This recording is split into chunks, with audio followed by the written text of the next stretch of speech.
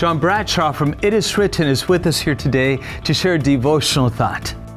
Great to see you today. God bless you. I trust your day has started well. This is going to be a great day. I know why, because this is the day that the Lord hath made. Let us rejoice and be glad in it. If God is with you, who can be against you? No. It's not that I took the wrong stuff this morning. I'm not overly optimistic. I'm not detached from reality. You and God are a majority against whatever the world might throw at you. God has blessings for you. You can know that He's with you. That's really all you need to know. And if it might be that you're facing something really challenging, be confident in God. Hang in there. He has not abandoned you no matter how difficult things look. He is 100% with you. And one day we're going to get to heaven, look back on this world, and the challenges we faced, we won't even remember. And we will be able to say, heaven was cheap enough. Now, some years ago, a financial advisor wrote a book and became rather popular. In some cases, he became a little notorious in some areas because he suggested that if you cannot afford to buy a house, this was his advice, just stop buying lattes. That's what he said. Now, over the years, it's become fashionable in certain circles to sort of poo-poo that advice. He was saying, and I think we can understand what he was saying, there's a lot of money that slips through our fingers, you know. There's money hidden underneath the sofa cushions of our life because there are people who stop and buy a latte every day, 5 days a week, let's not say 52, but 48 weeks a year. I don't know what your latte costs. I'm going to say $5. That's $25 a week. Well, you do the math. It's a bit of money. And no one is suggesting that 1 year abstaining from lattes is going to make the great big difference. But it was a point that he made. And that is, if you were to take that latte money and invest it at a certain rate of interest, you got to have a little good fortune when it comes to the investing. And not just the latte money, but other money that you may be spending frivolously, you may be wasting without even realizing. You're buying your lunch out 5 days a week. It costs you $10 a time. If you took a peanut butter and jelly sandwich and some carrot sticks, let's say, that would cost you $1.50 a day. You're saving $8.50 a day. That adds up, and let's keep going.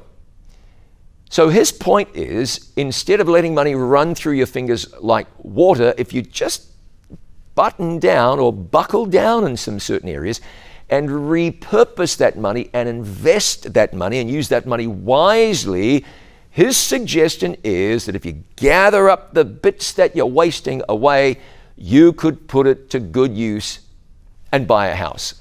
It might sound simple, it might be overly simple, but the idea, I think we can understand. Don't waste the money that we're spending unwisely. If we spend it wisely, we'll be a whole lot better off.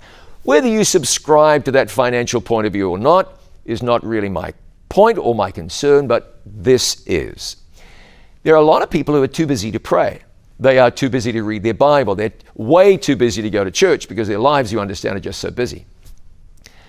But those same people are not too busy for Instagram, and they're not too busy for Facebook, and they're not too busy to lay down on the sofa and watch football every afternoon for about 20 weeks a year. That's every Sunday afternoon, about 20 weeks a year. They've got time for that. They've got time for movies. They've got time for time wasting. You understand where I'm going with this, don't you? If you don't have time to pray, and it may seem like you don't, the little kids in the house, you're up late, then you're up way too early, you may even be up through the night. Have mercy. Who can take time to pray? You got a very early start for your job, and then you come home and you've got all these other responsibilities. Who has time to read the Bible? I would never suggest to you that that reality isn't a valid, real reality. Sure it is. So how about getting creative? How about saying, well, I drive to work and it's a 37-minute commute, so I'm going to listen to the Bible as I drive, or I'm going to pray as I drive. I don't think praying while you drive is nearly the same as kneeling by your bed and praying in quiet with no distractions. But if for some reason you couldn't do that, then pray while you drive. You'll see people on the train, you know, and they've got their phones out and they're playing Candy Crush or something like that. Well, just a moment. Think of the amount of chapters of the Bible you could read if you weren't wasting your time on something as meaningless as Candy Crush. Everybody's got earbuds in their ears. And instead of listening to this, if you were listening to the Bible, you'd really be getting ahead.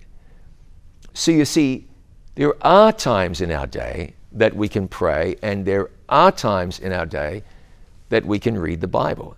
There just are. Almost 100% of the time. Not enough time to go to church because you're busy? No, not everybody's too busy to go to church. Frankly, few people are. It might be that you cannot get there for whatever the reason might be. Well, that's understood, sure. But that's very few people.